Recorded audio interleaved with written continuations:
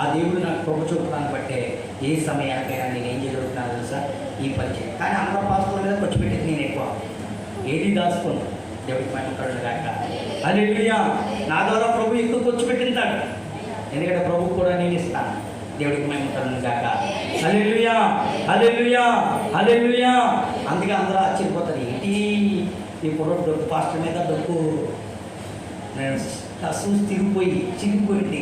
శనివారంలో చివరినప్పుడు చిరిగిపోయి చూసారు వేసుకుంటారా, ఆ పాస్టర్ అందరూ వద్దన్నారు, మారుతున్నాను ఇప్పుడు కూడా వేసుకుంటాను కానీ అక్కడ వద్దన్నారు.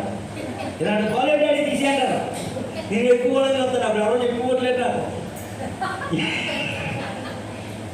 కదండి. అసలు దేని గురించి పట్టించుకునేవాడు కాదు, అట్ల గురించి కూడా పట్టుకునేవాడు కాదు. మేము ఈ చొక్క మా పాస్టర్ గారు ఉన్నారు. దేవుడికి మహిమకరుడు గాక. చేతులు చూసారు వస్తున్నాం. నాకు దేని గురించి పట్టింపు కానీ ఆలోచన కానీ ఏం తిన్నాను ఏం తాగాను అనే తలంపు కూడా ఉండేది కాదు. ఇప్పుడు ఈ మధ్యన అయితే ఉంటుంది. దేవుడికి మహిమకరుడు గాక. చేతులతో సందేహం వస్తున్నాం. హల్లెలూయా. ఆ డొక్కుబడి మీద తిరిగి పాస్టర్ గారే ఆ డొక్కు చూసుకుని అతిగా కదా తెచ్చు అన్నారు సత్యనాథంలో. ఎవరి దగ్గర? అభిషేక్ దగ్గర, రాజేష్ దగ్గర. ఆయనే కట్టి ఆ రోజు అప్పుడు ఆ డొక్కు బండి ఆ డొక్కు సూగే చిరుపతి వేసుకున్నట్టుగా ఏడన్నారట. దేవుడికి మహిమకరుడు గాక. చేతులతో శ్రద్ధకి వస్తాం. దేవుడిని అవసరాలు తిరుగుతున్నాడు లేదా? ఇంక ఇల్లు పాస్టర్ గారికి పొరపాడైపోతుంది. ఏ దూరం నుంచి చూసేస్తున్నప్పుడు పాస్టర్ గారు క్షమించని చేతుట్టుకున్నారు చరణ్ పాస్టర్ గారు. నేను సాక్ష్యం చెప్పాను. పాస్టర్ గారికి అలా ఉన్నప్పుడు విజయబాబు గారిని తీసుకొచ్చి ప్రార్థన చేసి చాలా కష్టపడ్డానండి. అరకిలు డాక్టర్ గారు కాకలేనండి, టైల్స్ ఆటెక్కలేండి అన్నారు. జనం అందరూ ఆశ్చర్యపోయి ఉంటారు. ఆనందంలో ఉన్నావు పక్కనే ఉన్నారు కదా అన్నారు కదా.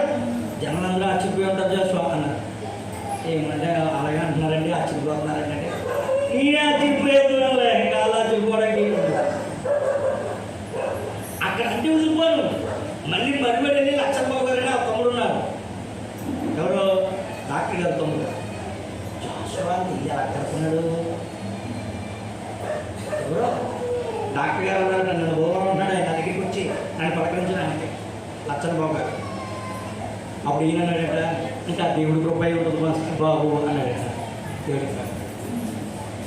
మీకు కూడా ఆశ్చర్యం చేసింది కదా. కానీ మీ ఎంత ప్రార్థన చేశారు మర్చిపోలేదా? దేవుడికి అర్థమన్నాడు. అది పెట్టాము.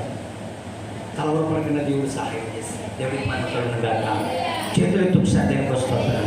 చెప్పడం కూడా సార్ నేను అంటాను, దాని మీకు ప్రార్థన ఉందే, ప్రయాస ఉందే, ప్రభు కృప ఉందే, కార్యం జరిగేది. దేవుడికి మహిమకరుడు. అందరి మీద పెద్దగా చేస్తున్నాను, చిన్నగా చేస్తున్నాను. ఇల్లు పెద్దదే, మీటింగ్స్ పెద్దయే, యాత్రలు పెద్దయే, మందిరాలు. ఎందుకంటే మన ఆలోచనలు ఎప్పుడు పెద్దగానే ఉండాలి. దేవుడికి మహిమకరుడు గాక. దేవుడి రూపాయలు పొద్దున్న వచ్చి ఇంటికి డబ్బులు అడిగిన మమ్మల్ని అనుకో ఎవరు అడగమన్నారండి, రాత్రి అడగొద్దని చెప్పానా? పాపం ఉంటే వాళ్ళు ఎత్తారు, ఎవరిని ఇబ్బంది పెట్టేది కాదు. దేవుడికి అడగొద్దన్నాను. పాపం ఆవిడే ఈ ప్రశాంతి గారు వాళ్ళు అన్నీ ఎలా అవార్డు చేయాలి విశ్వాసానికి అని పాపం వాళ్ళే ప్రయాసపడి అడిగారు. కానీ ఎవరికైనా బాధ కలిగితే క్షమించండి, మీరందరూ మంచివాడు, ఇవాళ ఒక రేపు అని ఎత్తారు. చేతులు ఎత్తుకు సాధ్యానికి వస్తున్నారు. చెప్పలు కూడా సాధ్యం మైపడతాం. హల్లెలూయా, హల్లెలూయా, హల్లెలూయా. కానీ కార్యాలు ఎప్పుడు పెద్దవే. ఎవరు ఎప్పుడు 600 మంది 700 మంది క్రిస్మస్ పెట్టి భోజనాలట్లేదు. మన చర్చి ప్రారంభం మొదలుకొని ఇప్పుడు వరకు అలా భోజనాలు జరుగుతానే. కార్యాలు పెద్దే, చర్చి చిన్నదే. చేతులతో సాధ్యానికి వస్తున్నాం. సంఘం చిన్నదే, కార్యాలు పెద్దే, మీటింగ్లు పెద్దే. మనుషులు చిన్నోళ్ళు, చర్చిలు పెద్దే. చేతులతో సాధ్యానికి వస్తున్నాం. అది ఎవరిని బట్టి అంటే దేవుడిని బట్టి. దేవుడికి మహిమకరుడు గాక. నేనైతే ఇల్లు అన్నారు, లోన్ అంతా 5 లక్షలు అవుద్ది, ఏదో చిన్న ఇల్లు 9 స్తంభాలతో అవుతా, 9 స్తంభాలతో అయితే ఉమ్మన్నాను. మా పాఠంలో వచ్చారండి, 9 స్తంభాలా వద్దు, ఎలా వద్దన్నారు. 9 కాస్త 12 చేశారు. ప్లాన్ లేదు, పడాకు లేదు, ఏమీ లేదు. ఏదో బొమ్మ చేస్తే బంగారం అంతా పోతే దూడైనట్టు మొత్తాన్ని తయారు చేస్తే ఇల్లు అక్కడ అయింది. దేవుడికి మహిమకరుడు గాక. చేతులెత్తి ఒకసారి దేనికి వస్తాం. హల్లెలూయా. ఒకవేళ దేవుని కొద్దిగా అలా నచ్చింది. చాలామంది అంటున్నారు, ఏమంటున్నారు తెలుసా, పాస్టర్ గారు నీళ్ళు బాగా వచ్చిందండి అని. మొన్న పెద్దగారు అబ్బాయి అండి, పెద్ద బొడ్డుపల్లి పెద్ద ఉన్నారు కదండి, వాళ్ళ అబ్బాయి యొక్క మాస్టర్ ఆయన సూర్యాలో మీ ఇల్లు బాగా వచ్చింది, చాలా బాగుంది అన్నారు. ఇక్కడికి వచ్చి దొరబాబు గారు వచ్చి అన్నారు, అలాగే వెళ్ళారండి మీ ఇంటి చూడడానికి వెళ్ళాను, చాలా బాగుంది పాస్టర్ లేట్ అయినా అన్నాడు. మరి మీకు నాకు కొద్దిగానే నచ్చింది. దేవుడికి మేము కలుగు గాక. చేతులతో ఒకసారి తిరిగి వస్తాం. ఏ ప్లాను లేదు, ఏమీ లేదు, దూరం కొడితే బొమ్మ అయింది, ప్రార్థన చేస్తే అయ్యి. చేతులతో ఒకసారి తిరిగి వస్తారా, చెప్పులు కూడా సార్ దేవుడు టీవీగా కారణం తెలుసా, ఆయన మాట ఇచ్చాడు, నెరవేర్చాడు. దేవుడికి మేము కలుగు. నన్ను సేవ, నా కుటుంబంలో ముందు ఎవరైనా సేవ చేశారండి, సేవ చేయాలంటే మాటలు కాదండి, ఎంతో ఉండాలి, ఎంతో ప్రోత్సాహం ఉండాలి, ఎంతో సహాయం ఉండాలి, ఎంతోమంది చుట్టూ మనసులు ఉండాలి, తన బంధువులు వచ్చి సహకరించాలి. నాకు అలాగే ఎవరన్నా ఉన్నారా? నన్ను ఎవరు పెట్టారు? కుటుంబంలో సేవకుడు వస్తే 10 మంది వస్తారు, ఎవరు వస్తారా? 10 మంది వస్తారు వాళ్ళ బంధువులు. నాకు ఒక్కరన్నా ఉన్నారా? మా తమ్ముడు కాస్త సేవకుడు అయ్యాడంటే ఆడు అసలు వేరే అయిపోయింది, నాకు అసలు వేరే అయిపోయింది. రేపించి ఏదన్నా పెడదామన్నా ఎప్పుడు అమ్మని తడదాం, ఎప్పుడు మాట్లాడాడో, ఎప్పుడు ఏమాట్లాడో తెలియదు. మా అమ్మ దగ్గరికి ఏమన్నా చెప్పడాక ఆవుడు అన్నట్టు ఎవరు పెళ్లి చేసుకున్నారు ఇక్కడ? మా ఉదిరి గారు వచ్చి పెళ్లి చేసుకున్నారు. అమ్మ అంతేనా? నేను ఎవరినన్నా పిలుద్దామన్నా, ఎవరన్నా చేద్దామన్నా మా ఉదిరి గారు ఏం చేశారు తెలుసా? కొద్దులండి తెల్లగా అని మా మాస్టర్ గారు ఇద్దరు బ్రేక్ వేసేవారు కదా. అదిగో మా ఉదిరి గారు నేను పౌరు చెప్పడానికైతే, అదిగో పెళ్లి కూతురు చేసావు, తమ్ముడిని వెళ్ళలేదు, నన్ను వెళ్ళలేదు, నాన్న బాబు ఇది ఎక్కడ గొడవరా? అప్పుడు మా నాన్న వెళ్ళాడు. మా అమూల్య అందంట, ఇదిగో బాబుగారు వెళ్ళలేదు, అక్కడ మమ్మల్ని వెళ్ళలేదు అందంట. పక్షాన్ని మా పక్షాన్ని కొనబడేస్తుంది. ప్రతి వారం వెళ్ళిపోండి మా అమ్మ దగ్గరికి, ఇప్పుడు ఆ మొక్కలు చూడడానికి కొద్ది బాధ అనిపిస్తుంది. మా నాన్నకి బాగా నుంచి వచ్చేస్తాను, ఎందుకంటే నా మనసు బాధ అనిపించేది. ఆవిడ మా వదిలి గారికి పెళ్లి చేసుకోవడం ఏంటి,